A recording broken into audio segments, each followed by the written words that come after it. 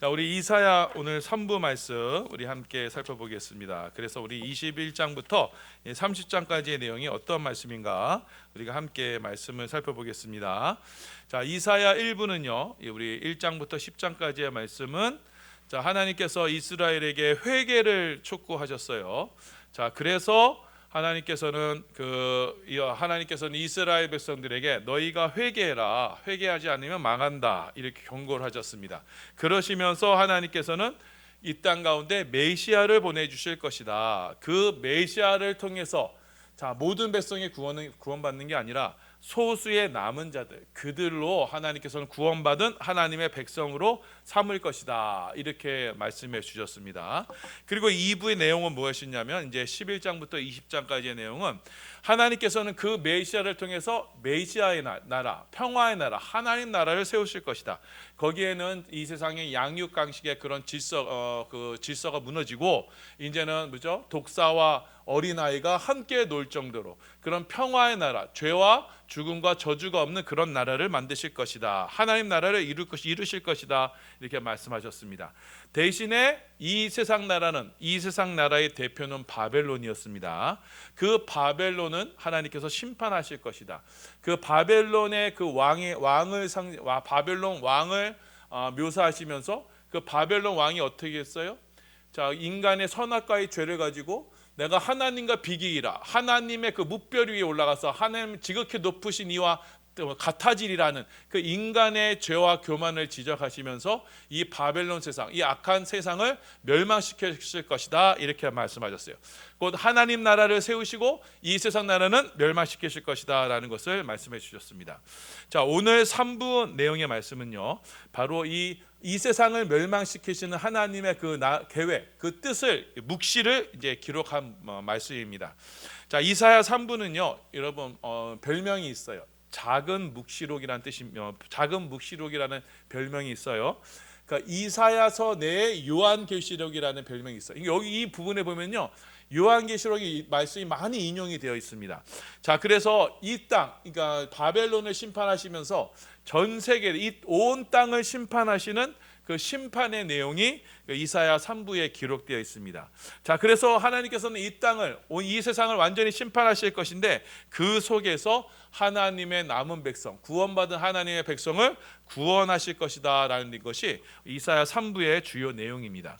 자, 먼저는요 21장 보시면요, 하나님께서는 그 바벨론을 멸망시키실 것이다, 그에 대한 묵시를 보여주셨습니다. 이사야에게 보여주셨습니다. 21장 2절입니다. 시작. 혹독한 묵시가 내게 보였도다. 속이는 자는 속이고 약탈하는 자는 약탈하도다. 엘람이여 올라가고 메대여 에워싸라. 그의 모든 탄식을 내가 그치게 하였노라 하시도다. 자, 이 21장 주 내용은요, 이제 바벨론이 멸망하는 내용이에요. 여기서 엘람과 메대에 의해서 멸망하는 것이 기록되어 있습니다. 이 바벨론 멸망에 대한 묵시를 우리 가운데 말씀하고 있어요. 자, 왜 굳이 바벨론이냐 말씀드렸죠. 창세기 11장에서 인간이 하나님 앞에 교만해서 뭘 쌓게 되냐면 바벨탑을 쌓게 되죠. 그 바벨의 탑, 그게 이제 탑은 없고 그냥 바벨이에요. 그 바벨을 이은 나라가 뭐냐면 바벨론이에요. 자, 바벨탑을 인간들이 왜 쌓아요? 똑같이 인간의 교만으로. 자, 하늘 높이 쌓아서 하나님과 비교하자는 그 인간의 교만으로 인간이 바벨탑을 쌓았다는 거예요. 자, 하나님은 그 하나님을 대적하는 인간 세상에 대한 그 심판을 행하실 것이다. 그 묵시를 우리 가운데 보여주셨던 겁니다.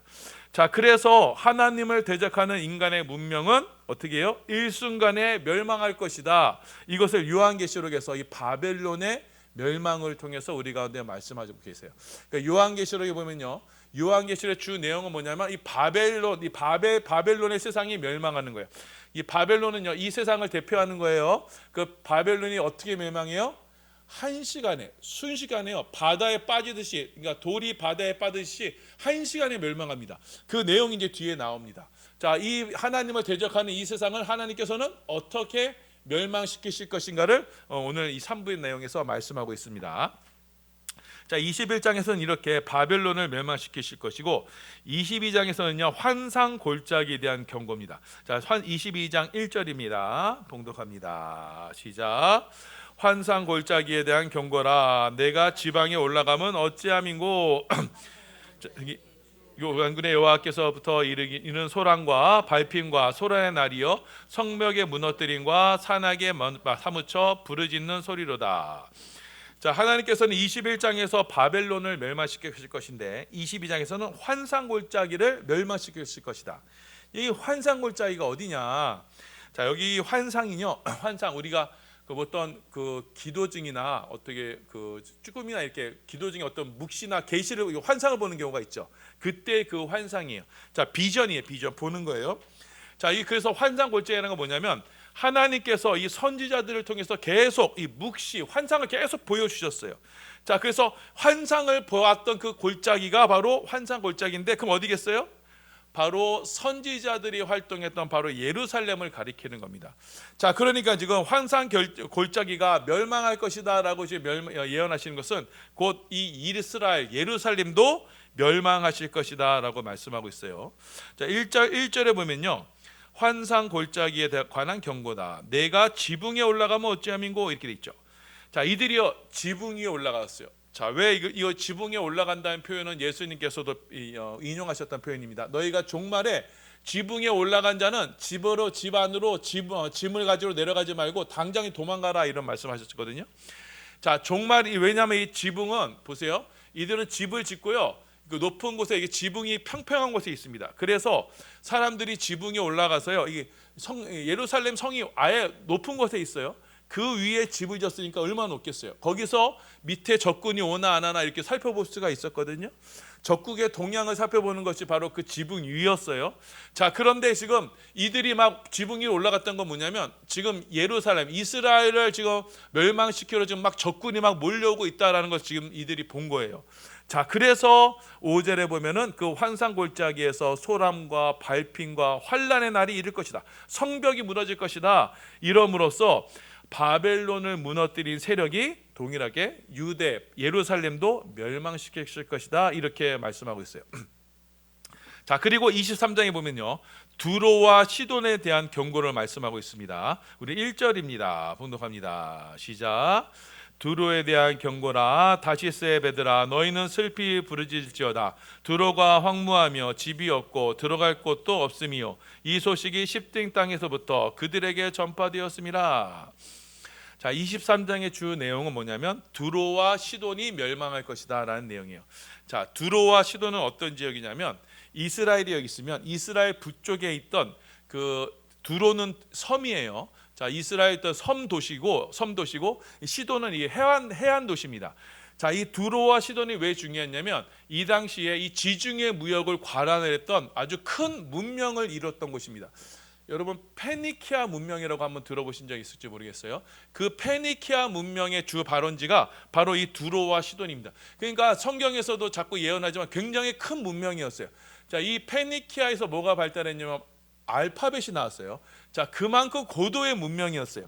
자, 그런데 이 두로와 시돈이요. 자, 이들이 이스라엘에게 어떠한 영향을 줬냐면 이들이 자, 이 두로와 시돈의 이 해상 무역, 이 무역의 이 번성함으로 말미암은 이들의 그 종교적인 문화가 이스라엘을 타락시키는데 아주 결정적인 역할을 합니다.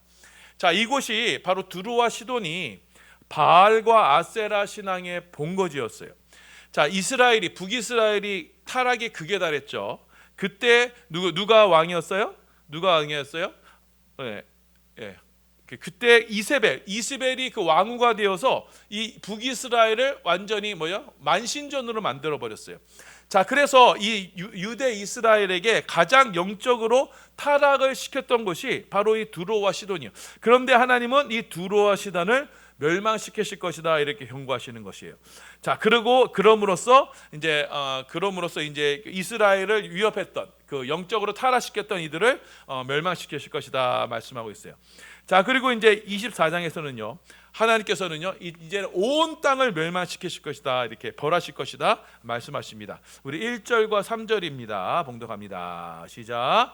보라, 여호와께서 땅을 공허하게 하시며 황폐하게 하시며 지면을 뒤엎으시고 그 주민을 흩으시리니 땅이 온전히 공허하게 되고 온전히 황무하게 되리라. 여호와께서 이 말씀을 하셨느니라. 하나님께서는 이제는 종말에 전국적인, 그러니까 전 세계적인 심판을 하실 것이에요. 그 심판의 원인이 뭐냐면 이들이요 하나님의 말씀을 어겼습니다. 5절입니다. 봉독합니다. 시작. 땅이 또한 그 주민 아래에서 더럽게 되었으니 이는 그들이 율법을 범하며 율례를 어기며 영원한 언약을 깨뜨렸습니다. 땅이 멸망한 이유가 뭐냐면 바로 그 땅 위에 사는 사람들이 하나님의 말씀을 어긴 거예요. 하나님의 뜻을 거역하는 거예요. 그 율례와 법도를 어기면서 하나님이 정하신 창조의 질서를 어기고 하나님을 대적하는 문명을 세웠던 거예요. 그 땅 위에. 그래서 하나님이 그 땅을 심판하시게 된 거예요. 그 땅을 어떻게 심판하시냐면 19절과 20절입니다. 시작. 땅이 깨지고 깨지며 땅이 갈라지고 갈라지며 땅이 흔들리고 흔들리며 땅이 취한 자같이 비틀거리며 원두막같이 흔들리며 그 위에 죄악이 중함으로 떨어져서 다시는 일어나지 못하리라. 자, 하나님께서 땅을 어떻게 하세요? 막 뒤흔드시는 거예요. 땅을 깨뜨리고 막 큰 지진으로 나처럼 깨지고 갈라지고 흔들고 그래서 땅이 술 취한 같이 막 비틀비틀거려요. 여러분 일본 대지진이나 여러분 대만의 지진 같은 거 보면 어떻게 해요?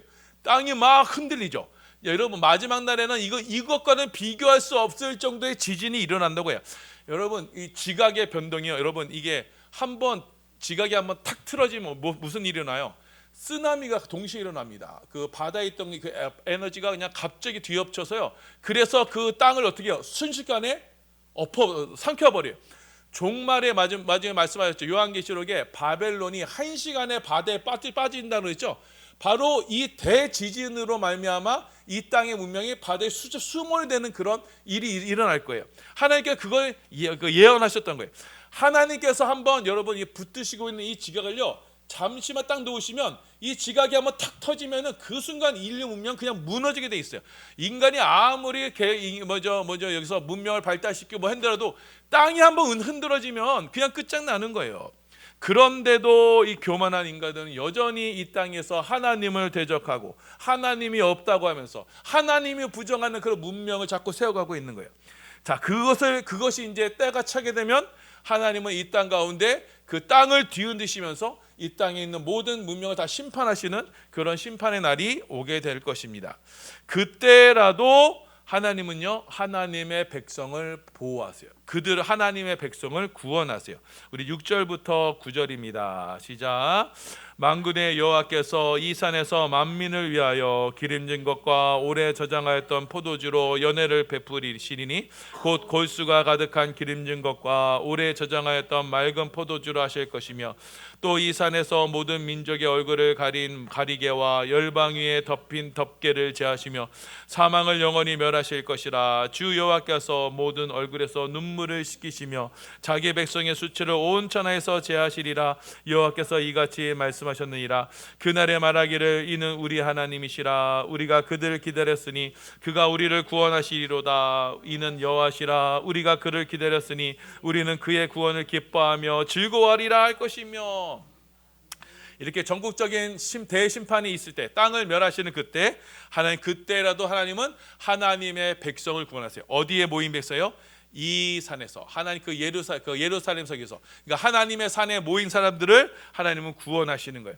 자, 그때 어떤 일이 있을 거냐면 7절에 이 산에서 모든 민족의 얼굴을 가린 가리개와 열방 위에 덮긴 덮개를 제하시며 사망을 영원히 멸하실 것이라. 더 이상은 죽임이 없는 그런 나라를 만드실 거예요.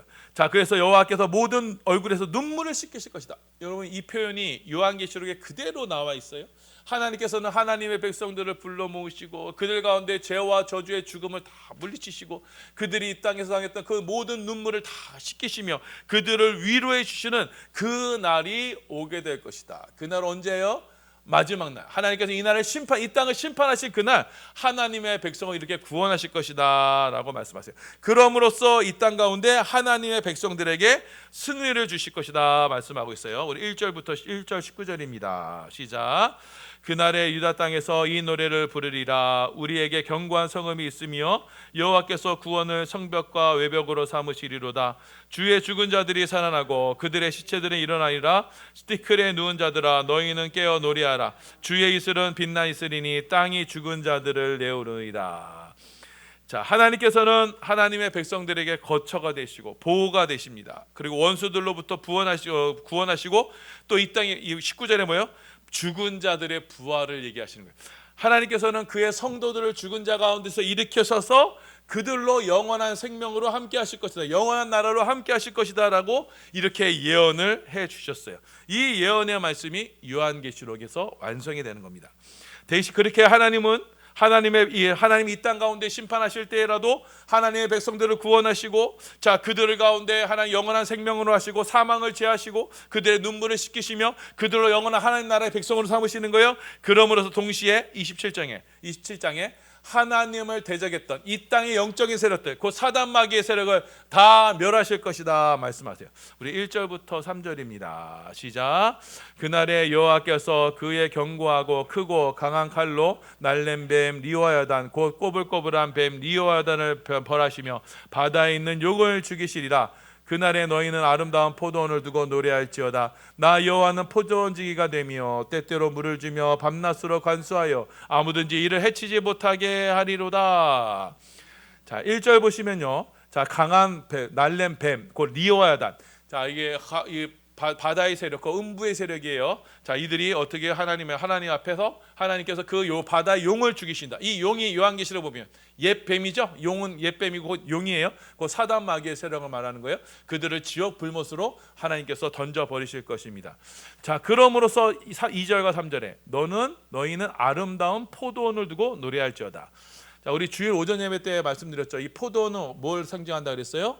예루살렘을 상징한다 그랬어요. 여기 그게 다 이게 구약의 말씀과 연관이 되어 있는 겁니다. 자, 그래서 하나님께서는 그 포도원을 회복시키세요. 그 성전을 회복시키심으로써 자, 이들이 이제 하나님의 백성들이 그곳에서 하나님을 누리는 은혜와 축복을 누리게 되는 것입니다. 그 포도원이 어떻게 생기느냐? 28절입니다. 28장. 자, 5절 16절입니다. 시작.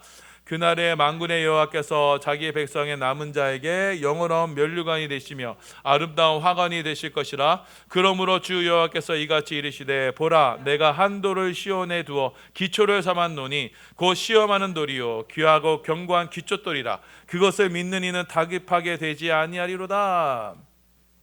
하나님께서는 자신의 남은 백성들에게 면류관이 되시래요. 근데 그 면류관 되시는 그 시온, 그 포도원의 기초석이 뭐냐면 한 돌을 시온에 두어서 그 돌로 말미암아 이들이 하나님의 견고한 기초돌, 그 돌로 하나님의 성전의 머릿돌로 삼으시는 거예요.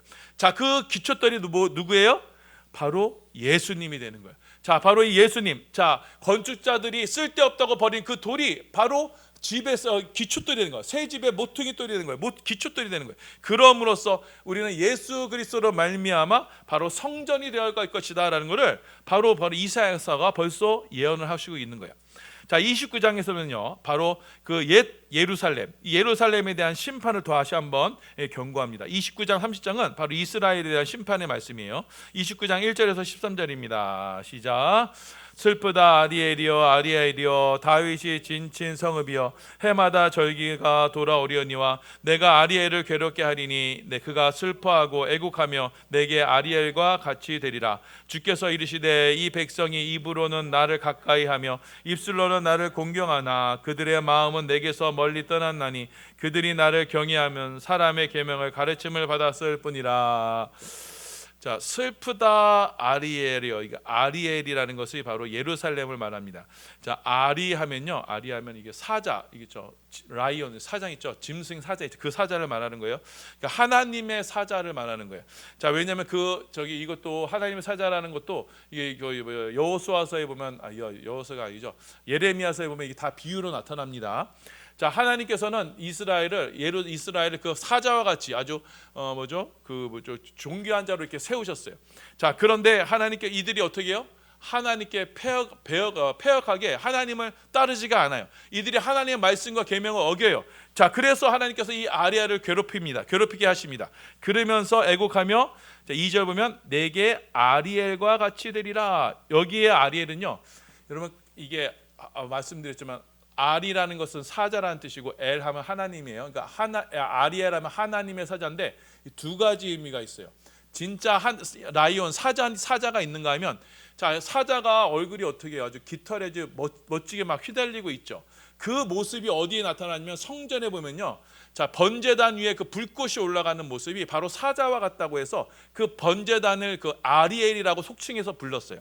자, 그러니까 지금 하나님께서 너가 나를 괴롭게 했구나, 너가 이제 아리엘이 되리라는 것은 뭐냐면, 이 이스라엘이, 예루살렘이 하나님 앞에 번제단처럼 불타서 없어지게 될 것이다라는 것을 지금 이렇게 상징적으로 말씀하시고 있는 거예요. 자, 그래서 이제 예루살렘이 바로 이렇게 멸망하게 될 거예요. 왜냐? 13절입니다. 시작. 주께서 이르시되 이 백성이 입으로는 나를 가까이하며 입술로는 나를 공경하나 그들의 마음은 내게서 멀리 떠났나니 그들이 나를 경외함은 사람의 계명으로 가르침을 받았을 뿐이라. 자, 이 말씀을 예수님께서 복음서에서 인용하시죠. 그 이스라엘 예루살렘 성전이 멸망받을 이유에 대해서 이 말씀을 인용하셔서 말씀해 주셨습니다. 이들이요, 하나님의 말씀을 받지만 입술로만 하나님을 경외해요. 대신에 사람의 계명을 따르면서 그렇게 살았던 겁니다. 그래서 이 예루살렘 이스라엘이 심판을 받게 됩니다. 자, 30장은요 바로 이스라엘 백성들의 그 패역한 모습을 그대로 기록하고 있습니다. 8절부터 14절입니다. 시작. 이제 가서 백성 앞에서 서판에 기록하며 책에 써서 후세에 영원히 있게 하라. 대저 이는 패역한 백성이요 거짓말하는 자식들이요 여호와의 법을 듣기 싫어하는 자식들이라. 이러므로 이스라엘의 거룩하신 이가 이같이 말씀하시되 너희가 내 말을 업신여기고 압박과 허망을 믿어 그것을 의지하니 그가 이 나라를 무너뜨리시되 토기장이가 그릇을 깨트린 같이 아낌없이 부수시리니 그 조각 중에서 아궁이에서 불을 붙이거나 물 웅덩이에서 물 뜰 것도 얻지 못하리라. 자, 이스라엘 백성들이 하나님의 법을 싫어하고 거짓말을 하고 막 그래서 하나님의 말을 업신여겨. 그래서 하나님께서는 이들을 완전히 깨트려 버릴 것이다. 그래서 토기장이가 그릇을 깨트린 것 같이 그냥 산산조각 부술 것이다. 이렇게 예언하심으로써 이제 3부의 말씀이 이제 끝나게 됩니다. 자, 곧 3부의 말씀은 뭐냐면 하나님께서는 이 땅에 종국적인 심판을 행하실 거예요. 이 세상을 상징하는 바벨론과 또 그 하나님의 백성 이스라엘에게도, 그래서 시돈과 두로의 그 모든 문명에게도 하나님께서는 전국적인 심판을 내리실 때 어떻게 심판을 내리시냐면 이 땅을 완전히 뒤엎으심으로써, 이 땅을 뒤흔드심으로써 이 세상에 대한 심판을 내리실 거예요. 그러함에도 하나님께서는 하나님의 남은 백성들로 그들을 구원하시고 그들의 삶을 그들을 통해서 하나님 나라를 이루셔서 다시는 죄와 저주가 없는 영원한 하나님의 나라를 이루실 것이다. 그때 영원한 부활의 생명으로 함께하게 하실 것이다 라는 것을 이사야가 지금 예언하고 있는 거예요. 이 예언이 요한계시록에서 완성이 됩니다. 자, 그래서 여러분 이 말씀을 기억하셔서 여러분 우리가 의지할 것은 이 세상이 아니에요. 말씀하셨듯이 하나님은 이 세상에 대한 운명을 이미 결정하셨어요. 하나님은 종말의 때 완전한 이 세상을 심판하실 거예요. 자, 바벨론을 한 시간에 물 안에 집어넣은 것 같이 이 땅은요 결국은요 큰 쓰나미로 인해서 완전히 물이 이 문명이 완전히 뒤엎어질 거예요.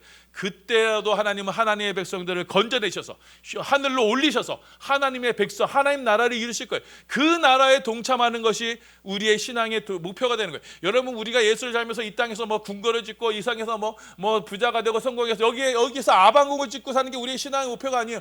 그건 여러분 다 무너질 거예요. 여러분, 가이사의 것은 가이사의 것이 될 것입니다. 결국 멸망하게 될 거예요. 우리의 영원한 목표는 뭐예요? 바로 이 하나님 나라에 함께하는 거예요. 우리의 모든 죄와 저주와 사망을 씻겨 내리시고 우리의 눈에서 눈물을 씻기시는 그날, 그 영원한 하나님 나라에 동참하는 것, 이것이 우리의 최종적인 신앙의 목표임을 여러분 기억하셔서 예수를 잘 믿어서 그날까지, 그날이 이내를 그날까지 오직 믿은 주님과 함께하고 동행하는 우리 축복의 성도들 다 되시기를 예수님의 이름으로 소원하며 축원합니다.